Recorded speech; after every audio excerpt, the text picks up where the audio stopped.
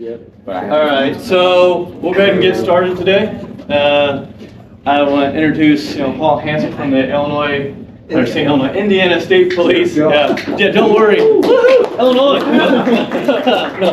Anyway, in all seriousness, yeah, exactly. Indiana State Police Polygraph, and so I'll let him. He knows a lot more about himself. If he wants to fill any gaps in, I'll let him do that. But I don't want to take any more time because there's plenty of good information that I know he can tell you would be really helpful and very interesting to find out some of the things that you have experienced and see day in, day out when you do your examinations. So. Very good. Thanks for the introduction. How many of you have an interest in law enforcement? Okay, and then some of you are on the law side, right? Is that correct? And you guys are getting extra credit? Okay, very good. I'm glad you're here. So everybody needs extra. And they're not giving you guys any extra I haven't credit? decided yet. Please. If you would have brought more people, I would have said yes. Call your friends. All right, so just a little bit about myself, just real quickly, because again, there's a lot of neat stuff to talk about here today. So I've been with the Indiana State Police for almost 28 years. December 15th will be my 28th anniversary. I started off on the road like everybody does with the state police. So I was a road trooper wearing the hat, pulling cars over.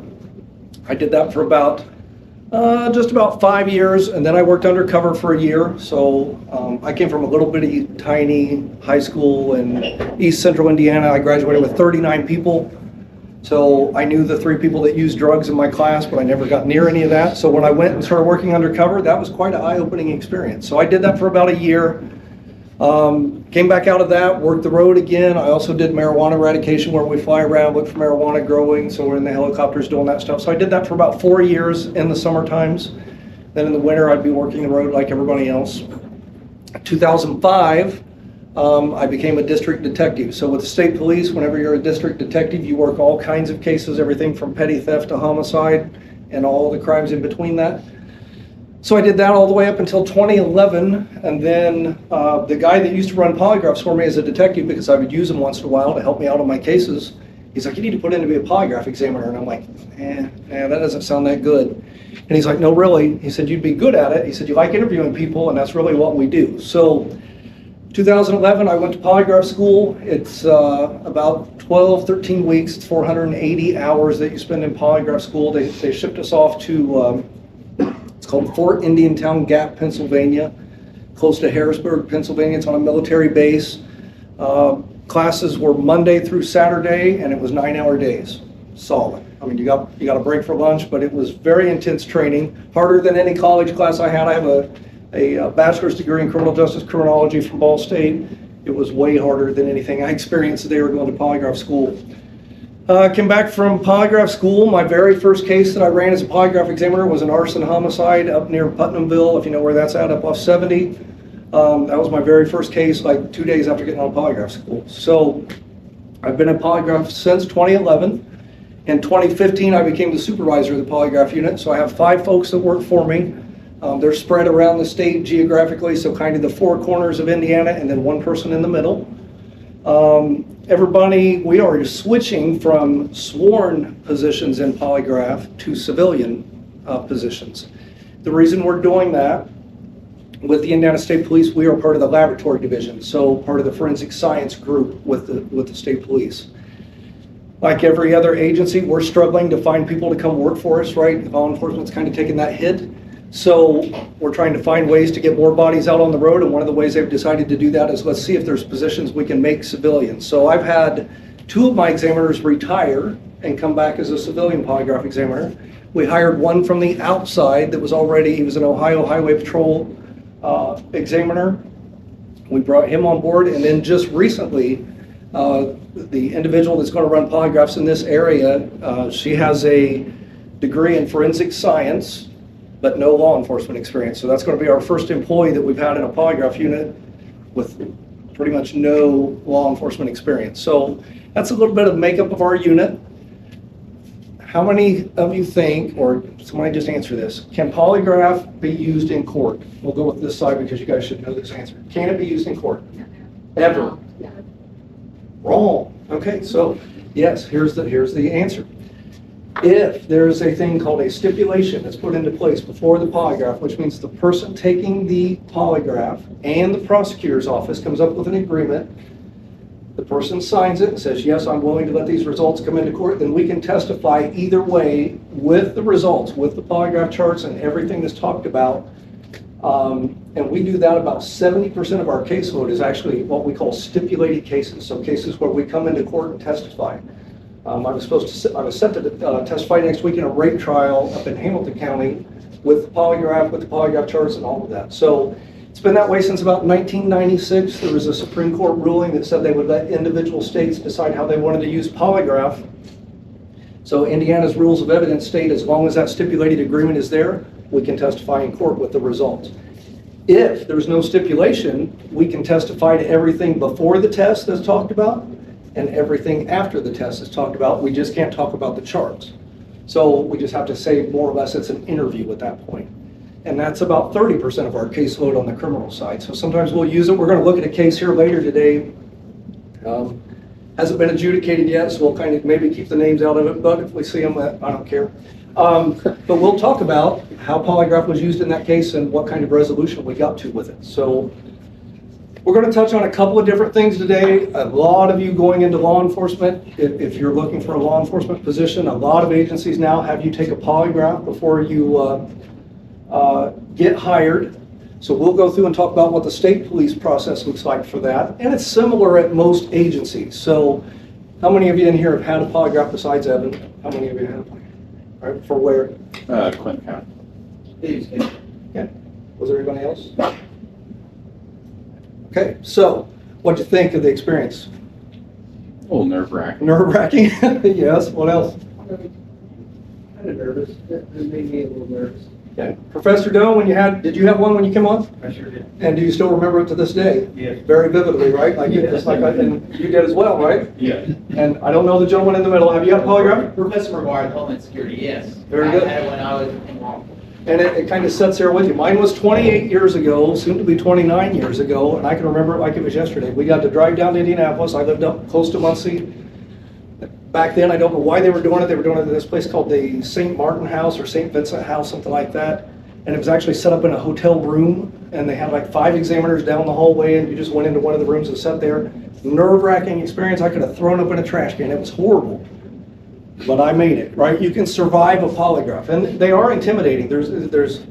If you walk out of it feeling like, man, that was great, then they didn't do a good job on your polygraph, because you should walk out of there feeling like you've been to confession. I mean, it's that bad.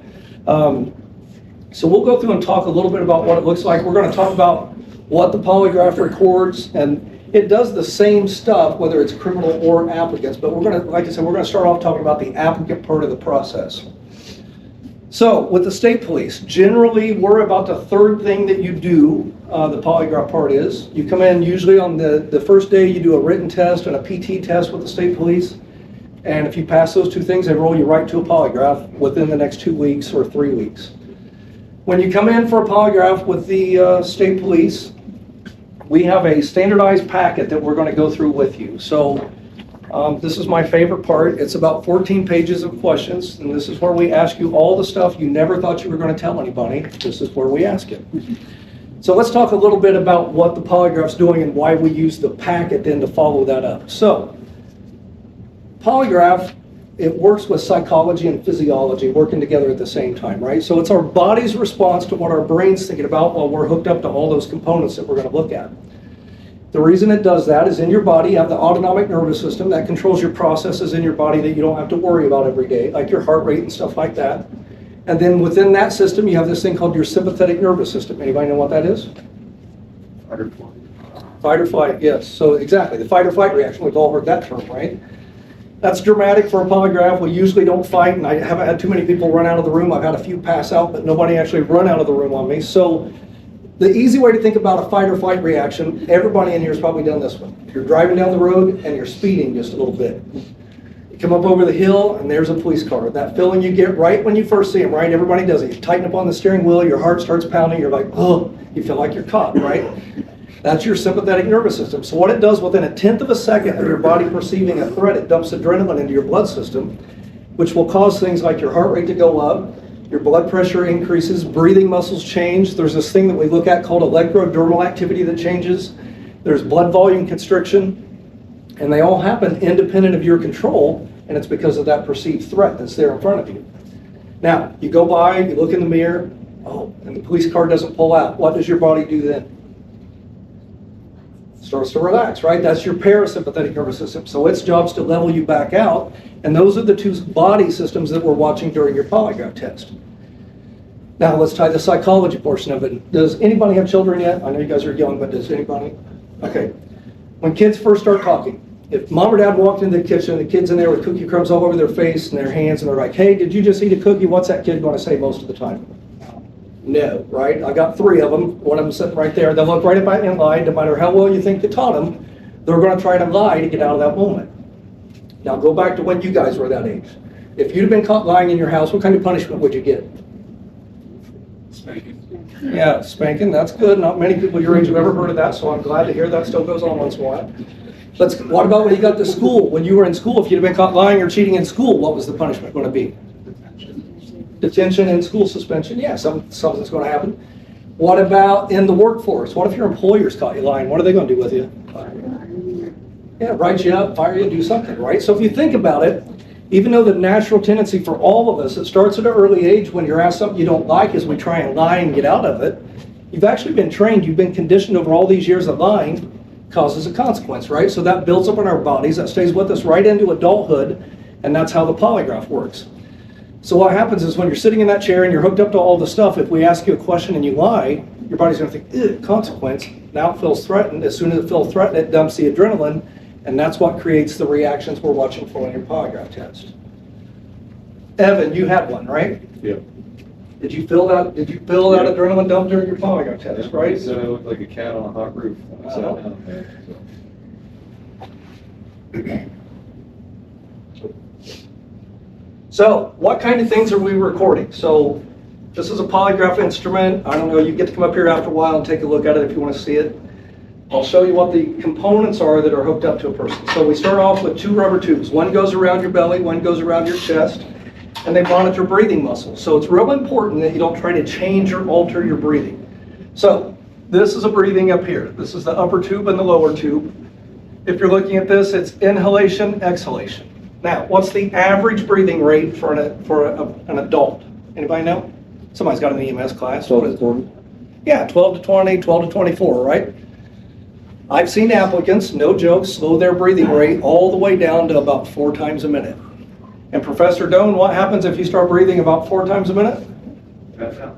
Yeah, you're going to pass out, right? If you were in the hospital breathing 4 times a minute, they'd pull the button and call code. They think you're dying. But for some reason, applicants, they want to help, right? They think, I've got to slow down, I've got to be really calm, so they slow that breathing down.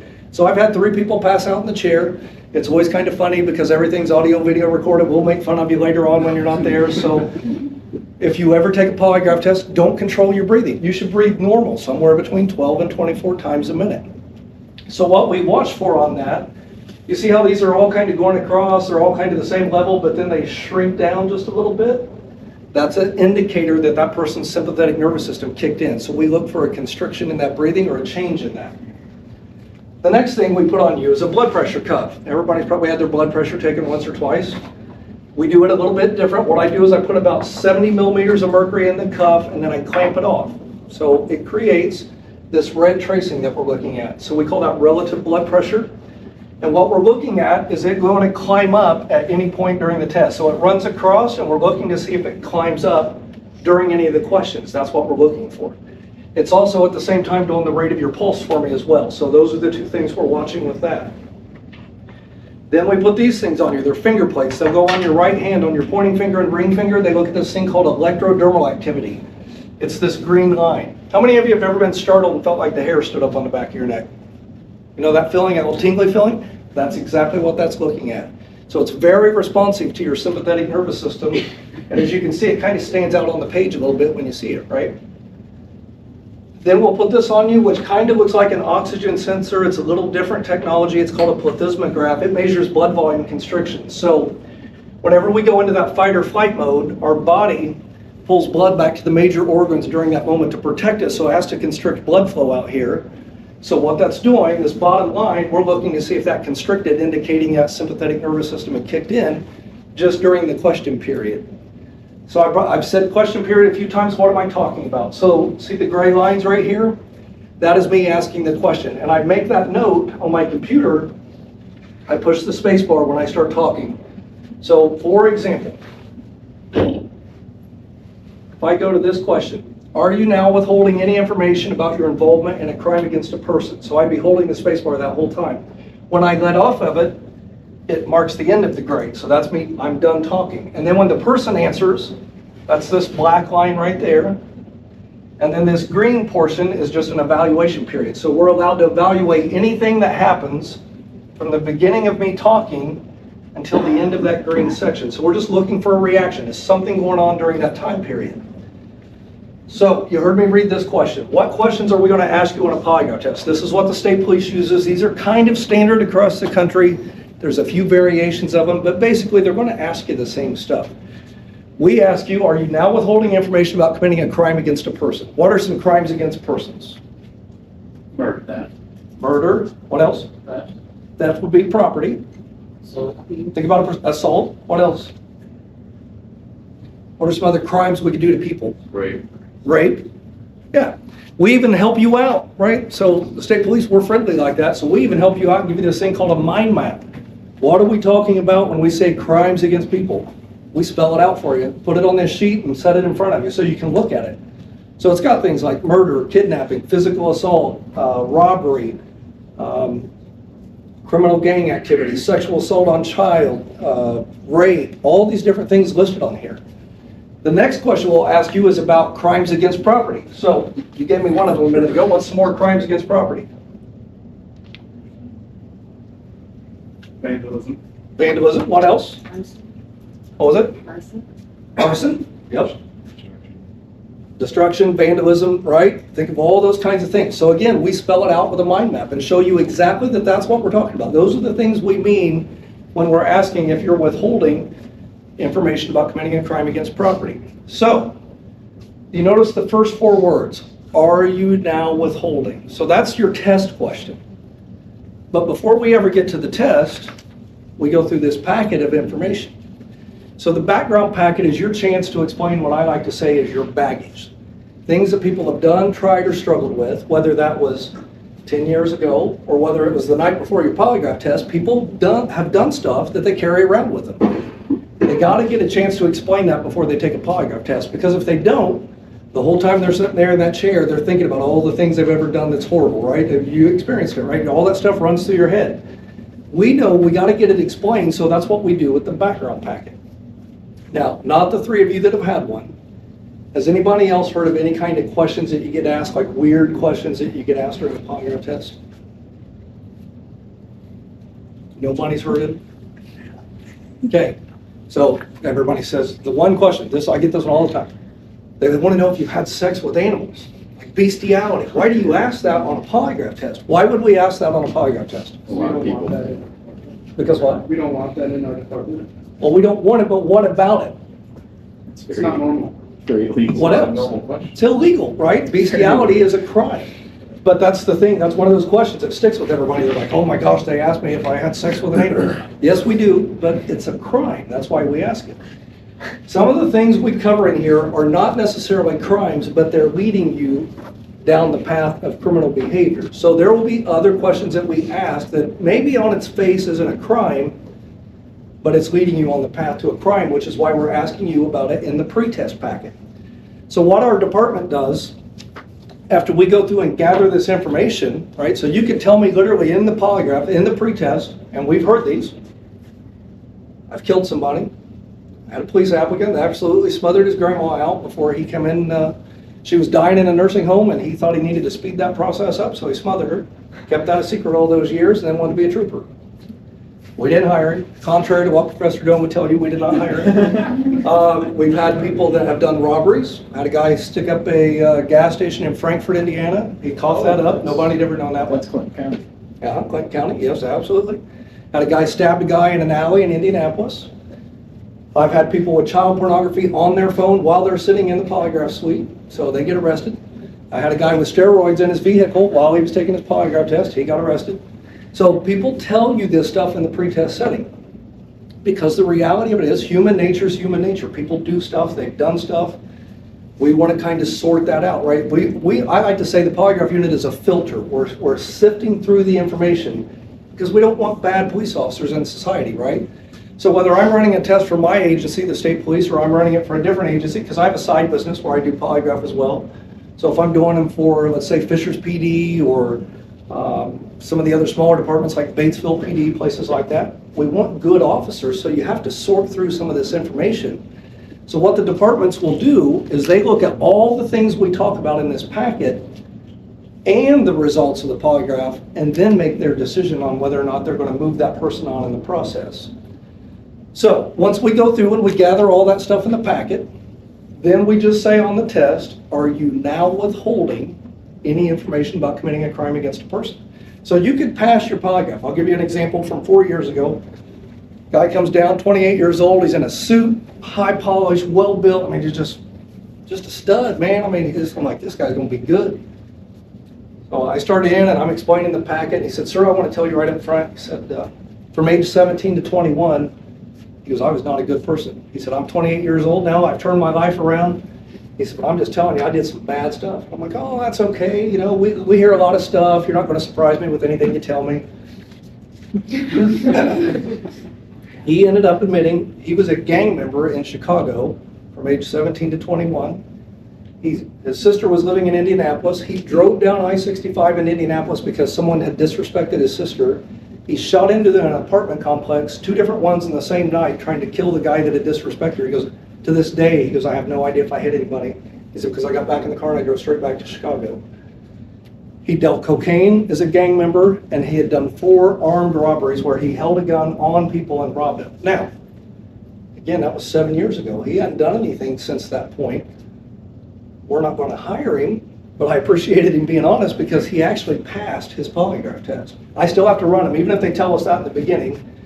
The department still wants us to run the individual, so I still ran him, and he passed his polygraph because he was truthful about that baggage that he was carrying around. So I say that to you guys, that if you ever go in, don't think, well, I've done something like Evan has that's so horrible that I don't want people to know it. Just tell the truth about it. Let the department decide if they're willing to accept that or not. But what they'll never accept is a failed polygraph, right? So just tell the truth about the things, pass your test, and then they'll sort through it because they'll accept a lot of different things. So we talk about drug use, right? So there's a big section on drugs. Why is that important? Don't want a tweaker working for you. You don't want a tweaker working for you, exactly, right? So there has to be some separation, there has to be some times, right? Because obviously people are using it. Marijuana is becoming more and more acceptable all the way around us, right? In Illinois, Michigan, Ohio, and Kentucky, I think even has a form of it that's legal now. So I've seen that change, and most of the time on the applications, you'll get a feel for what the department's cutoff is. So on the state police, it'll say, have you used marijuana? And it's 1 year ago from the date the application process closes. So this process, it would be since October 13th of 2023 have you used marijuana. And then for any other hard drugs or prescription drugs without a prescription, it's 5 years. Now, some departments, again, change that. Some of their standards are a little bit different. Like some departments, if you've ever used a psychedelic drug like LSD, mushrooms, they won't ever hire you. Some are a no-go if it's cocaine use ever. So it just depends on the department. State police, that's kind of where our standard's at for now. It's changed since I've been in the unit. It might change again before I get out of the unit. I don't know.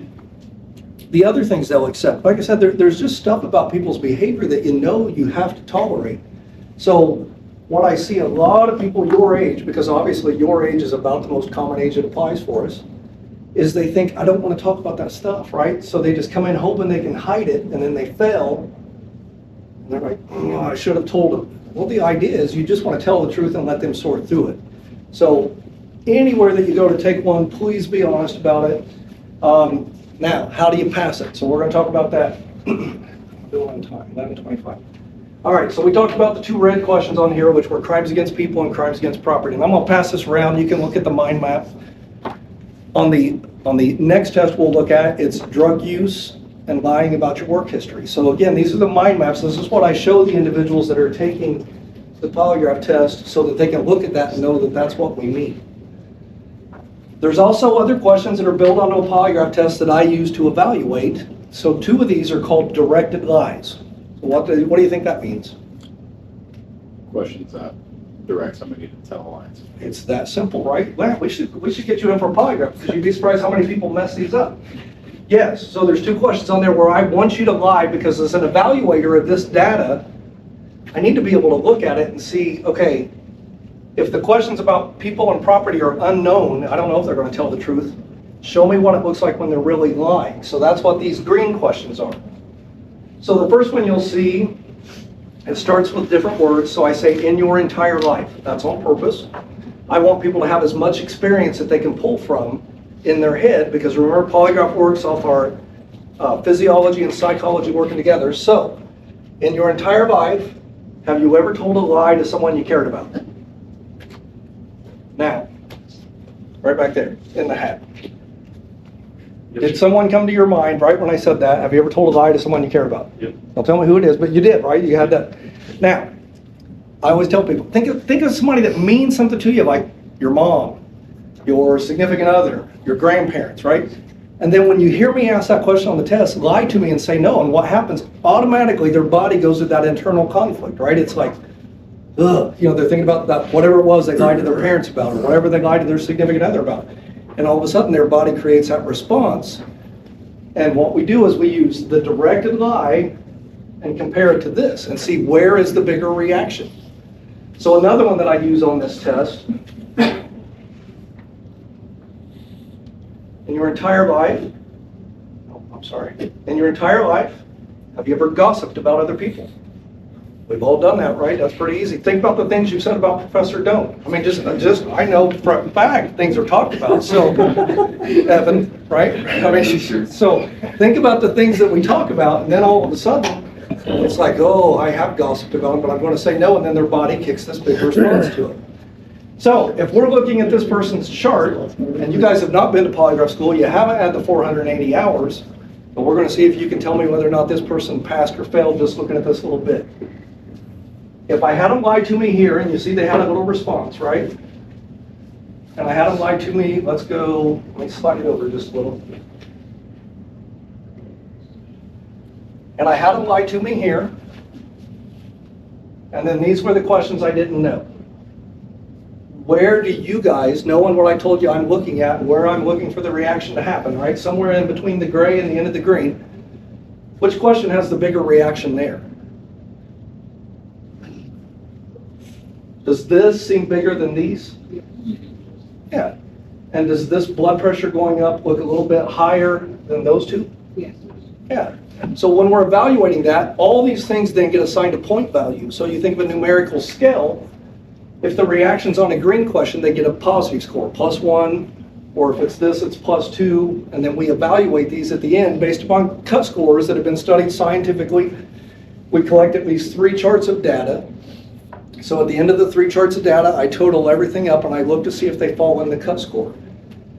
The way the state police does it, the advantage is always toward the truthful person. You have a better chance to pass it. It's harder to fail the polygraph than you would think. So you only have to be a +1 overall to pass the polygraph.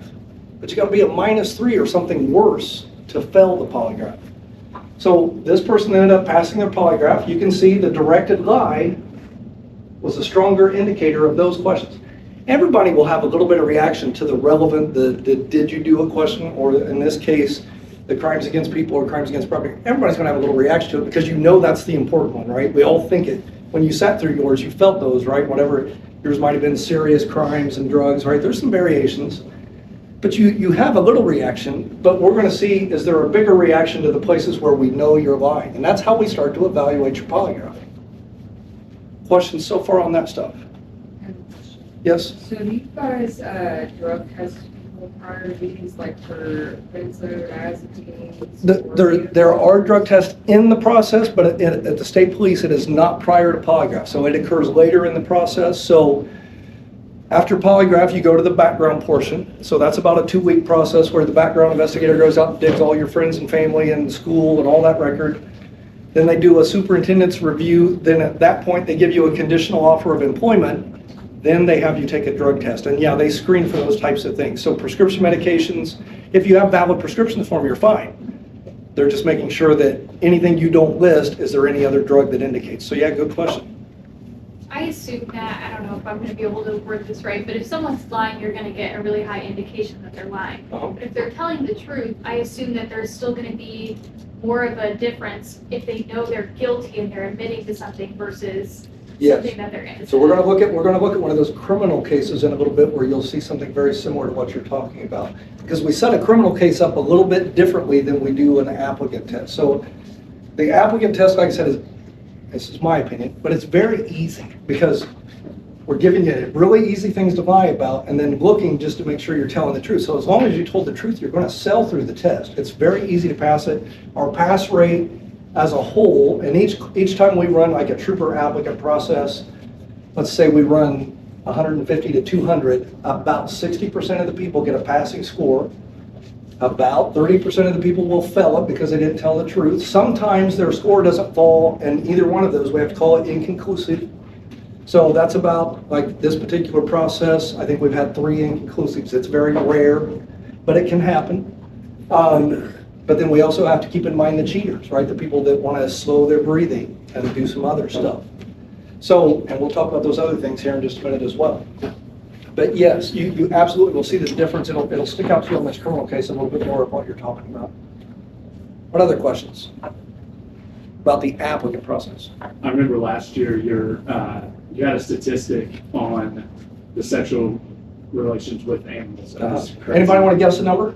About. So this is approximate, and I base it upon processes that we see where we get admissions. You're asking for like a percentage or? Yeah, about how many folks that come in for a pre-employment polygraph do you think have had that bestiality, have some form of that? And you want to guess? 80%. 30%. So 30% is pretty close. It averages about 28% of the people.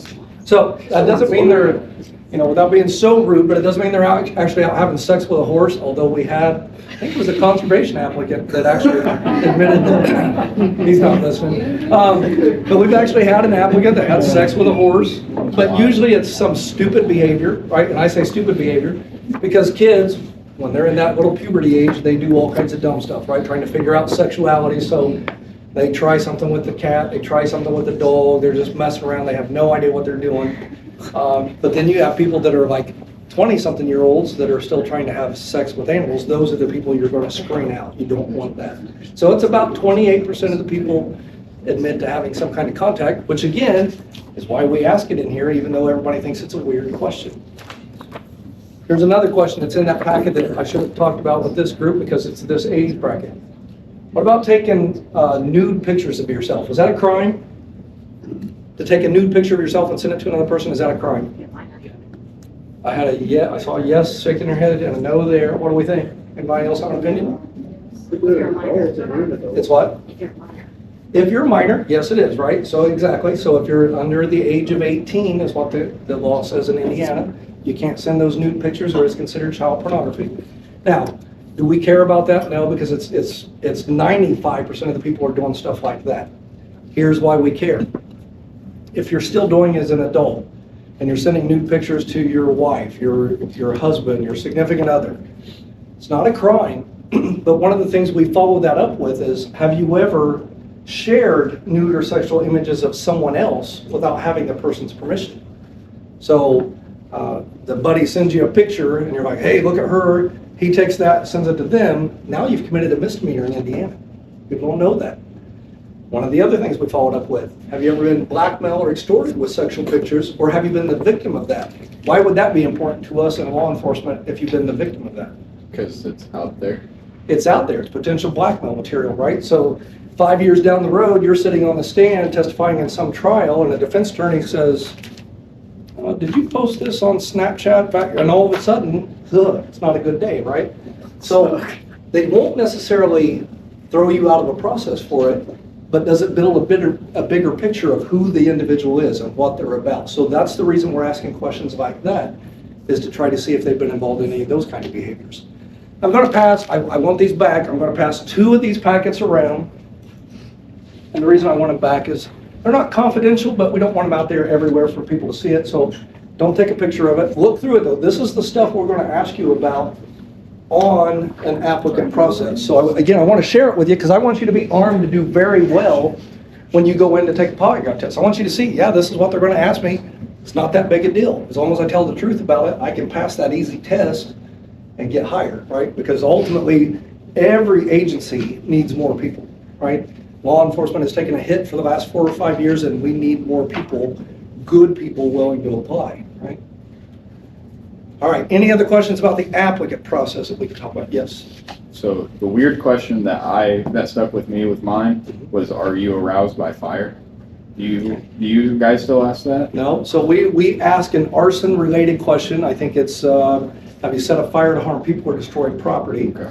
I don't know, what county was it again? Clinton County? Clinton County. It just threw me through, because I didn't know exactly what it meant at the time. I didn't know if that meant like pyromaniac type deal So, or yeah, literal they're sexual looking, they're harassment. looking for people, you know, that's an indicator of some arsonists that get turned on or aroused by setting fires or watching fires.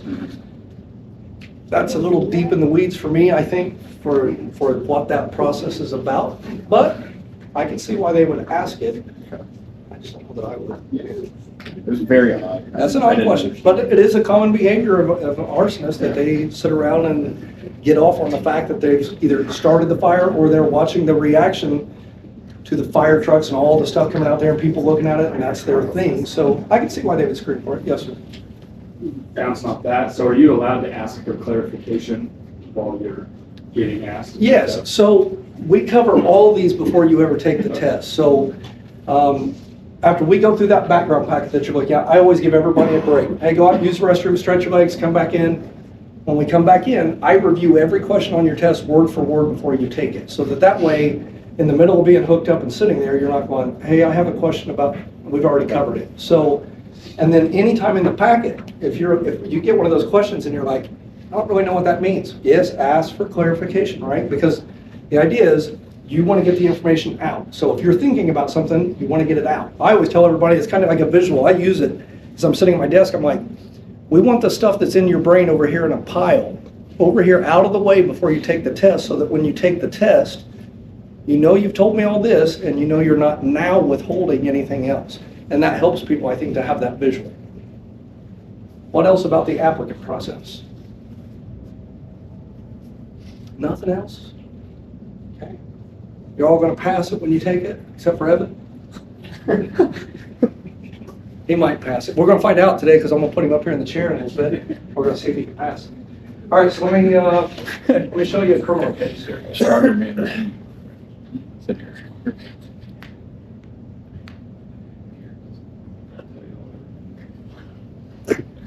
So one of the things I love about the polygraph job, I always love chasing down the criminal aspect of anything I did with the department. So even if I was on a traffic stop, because apparently all we do, according to some people, is just write tickets. Not true, Professor Doan, not true. I like to dig at the car stop a little bit deeper, right? I always wanted to get in there and find out more. Did they have warrants? Is there dope in the car? What's going on? Can I get a reason to get somebody in handcuffs? Because that was the fun part for me. So that worked pretty naturally then, going into investigations to be able to dig at a crime. And one of the things that's my favorite thing to do is an interrogation after the fact, right? So to get a person to confess to a crime, it's a true high. Man, if you can get somebody, because you think about it, you're selling jail time to somebody. If you get them to tell you the truth about killing somebody, raping somebody, molesting a child, man, what it would take to get that. And it's a very good feeling to be able to do that as an officer, because yes, I wear a suit and tie to work every day. I'm not out on the road anymore. I'm not in the uniform. But every case I'm dealing with, I do very few misdemeanors. Every case is a felony. And if the person fails and I can get them to confess to that felony, you've helped that case along so much more. So I love that chase of being able to do that. So on a criminal case, what we'll do with them is we'll explain the polygraph. We talk about it in depth. We build a lot of rapport with the individual when they first come into the room. We want them to feel at ease, because some people are wrongly accused, right? Some people are accused of, let's say, child molest when they come in the room. And they know they haven't done it, but they're trying to take a polygraph to prove their innocence. I want that person to be at ease, right? I don't want them so hyped up. So we build a lot of rapport with them, spend time talking to them, getting to know them. We explain the test way more in depth than I did with you guys. We talk about nervousness and how nervousness doesn't affect what we're looking at. We spend a lot of time there. And then we talk about their case. what they're accused of, who are the individuals. Because as a polygraph examiner with the state police, I run more tests for other agencies than I do my own agency. Our investigators use this, but we're also available to all the other departments around the state. So we've helped out DNR, we've helped out other agencies with different people when they have hey, can you help us resolve this? Can you help us sort it out? And we do that for them. So we'll spend a lot of time talking with the individual, usually about an hour, about the details of the case. We also start to develop what I call did you do it questions are with that individual. So the detective may say, hey, I want to know if they killed this person. I want to know if they shot this person. I want to know if they molested this kid. Well, that's great, but I kind of got to know what the person thinks they're there for as well, because I'm going to build this in their head as well. So on a criminal test, same kind of principle, right? I'm asking the questions, there's their answer, and then there's the evaluation period. And we put what I call probable lies on a criminal polygraph. So if we think of directed lie, I'm directing you to lie. What's a probable lie? They're probably lying. Why would I use that? Then what do you think the purpose is? Anybody know? Think of it this way. If you've come in and you're accused of a crime, and you know you didn't do the crime. I know I didn't molest Johnny. I know I didn't do it. So what my job is as an investigator or as a polygraph examiner is I want to be able to look for a response, because I still have to compare the data, right? I still have to look at, did they do it? But I need something to compare the did they do it question. So I build a probable lie with them. And what I do is I convince them that there's behaviors that are associated with that type of criminal behavior. And I want to show the detectives, not only did you not do this crime, but you don't have any of the related characteristics of those crimes. So how many people have seen the TV show Criminal Minds? Right. And that's a profiling unit with the FBI, right? Which is really, it's a real thing. There's a behavioral science unit where they study crimes and they come up with characteristics. It's not like on the TV show, though. They don't fly around in a jet with all these quirky personalities. It's not like that. They're weird, but they're not like that. So what I tell these people is, I'm gonna ask you some questions to show that you don't have the characteristics of somebody that would do this particular type of crime. So questions about the criminal side. Yes. Does the length of the interview ever, I just think 6 hours, I would be so tired of answering questions. Does it ever affect the results? No, so again, you probably learned in some of your classes about long interrogations, right? So there is a point that you want to give people a break so that you're not you don't start getting a false confession out of individuals. Think of a polygraph setting though. So I'm in there with them an hour and a half before we ever take the test. I always give them a break, right? So I take them up front. I always bring extra water with me. I give them water, snacks, give me something to eat. So, and they're always free to leave. Right? Nobody's in custody, so they're always free to leave. And I tell them, everything's audio, video recorded. So we tell them, you're free to go at any time that you want. So then by the time we run the test, that's about another 40 minutes or so. By the time we talk through the questions and actually produce the charts, then I'll step out of the room, leave them in there by themselves and evaluate the charts, talk to the detectives, then go back in. So the actual interview interrogation part was a little over 3 hours. And we don't go much more than that. I've had one that went 4. And you get wore out. They get wore out. You start in your head as an investigator, you're starting to think, I don't want to get a false confession out of them. So as much as you want to try to get that answer, you got to walk that line a little bit so you don't get false confessions. What else? Okay. I wanted to show you one more thing if I forgot to show you this bottle. Anybody know there's a chair up here with a pad in it? Anybody know what this is? Did you have an accident? A what? Did you have an accident? No. Although I have had an accident on the chair, but all right, what else? It's a detect parts. You said farts? Yeah. You're close. Sweat? It's the detect. It's not sweat. Movement. So we talked about this before the class. If some of you were in here. So this very top line, see the line that's kind of brown, and I do that on purpose because I can make the colors, so it's kind of funny. So the brown line up there is the pad that they're sitting on. So what we're looking for is any kind of movement, because people will try to cheat a polygraph test. You go on the internet, don't do this if you're applying for an agency, but you can go on the internet. There's lots of sites out there that will tell you things to do to try to cheat it, try to beat it. We're going to catch you if you do that. We train in countermeasures. One of the most common countermeasures, the first one is breathing, right? So they slow their breathing. We talked about that. They'll slow it down to 4, or they'll speed it up, or they'll breathe real shallow, breathe real deep. Again, that's a good normal breathing pattern there. Another common countermeasure is people will try movements. So if you're at a state police facility where we have polygraph chairs, they're actually built for a polygraph. They have sensors in the arms, sensors where your butt's at, and sensors where your feet are at, and they all pick up movement. So a lot of times people will try to push on their fingers, they'll curl their toes, clench their jaw, bite their tongue. They're trying to create a response, right? So they're just trying to make something move, hoping we don't see it. We see it because it always correlates with the movement sensor up top. The reason they're sitting on one, how many of you had an EMS class in here? Anybody? You hear about people passing out on a toilet, right? Because people do that. They go into the bathroom, they bear down trying to use the bathroom, and they'll conk out right there on the toilet because they're slowing their heart rate by pushing on that vagal nerve, and all of a sudden they go out while they're sitting on the toilet. Well, some genius thought, you know what? I'm gonna try that on my polygraph test. Maybe I can keep my blood pressure from going up. So I'm gonna squeeze my butt as hard as I can during the test. So we pick them up when they're doing that. It picks up the movement. Not necessarily, it would pick it up if they pass gas, but we don't, that's not what we're looking for, so that's why we're looking at the movement sensors. What else? Yes? If you have like really bad anxiety, how would that affect? Anxiety? Yeah. So think about being wrongly accused, right? So there's going to be a level of nervousness or anxiety in any kind of test. So I'll give you an example. Maybe my second year in polygraph, they said, hey, we got a policeman whose wife, what we believe is she killed herself, but we've got to make sure that he's not involved in this. And the circumstances of the case were they were in an argument, arguing in the bedroom.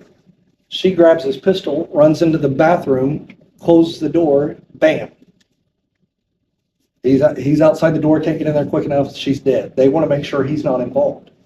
So 2 weeks after her death, which is a little soon, but 2 weeks after her death, they bring him in because they want to know if he shot his wife.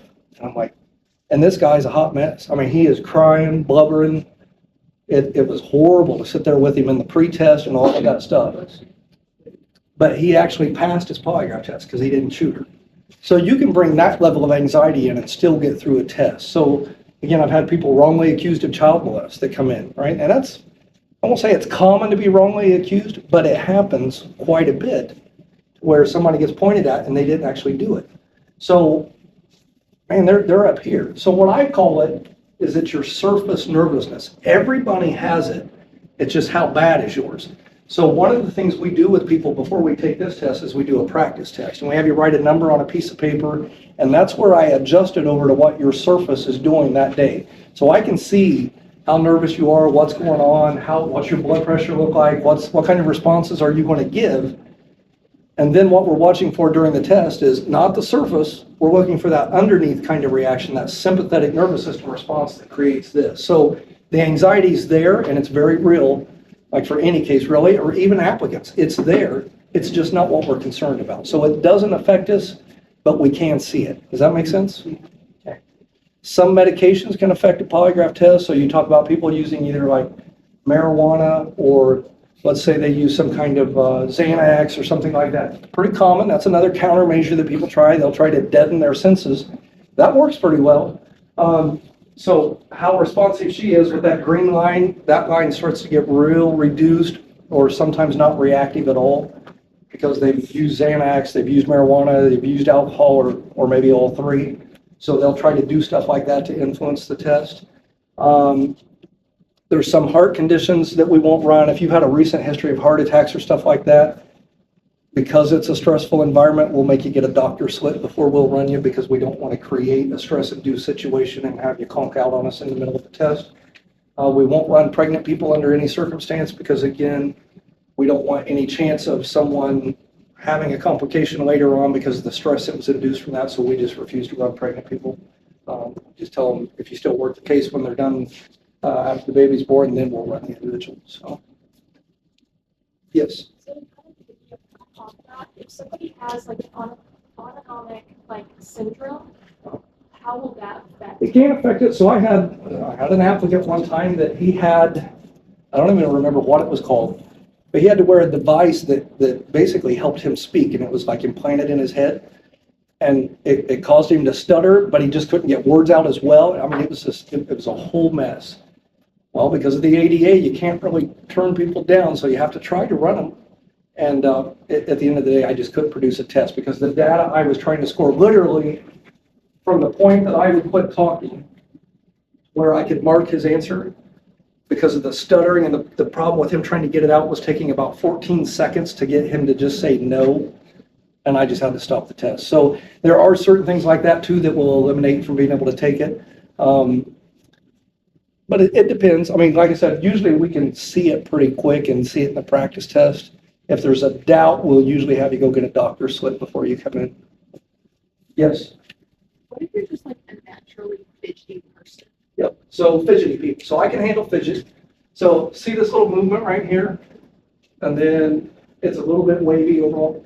A little bit of movement's not going to hurt us. What trains our eyes is it consistently happening right in here? When I'm asking the question or when they're giving me an answer, I'm looking for the movement to happen right there because that tells me they're trying to do it to influence that part.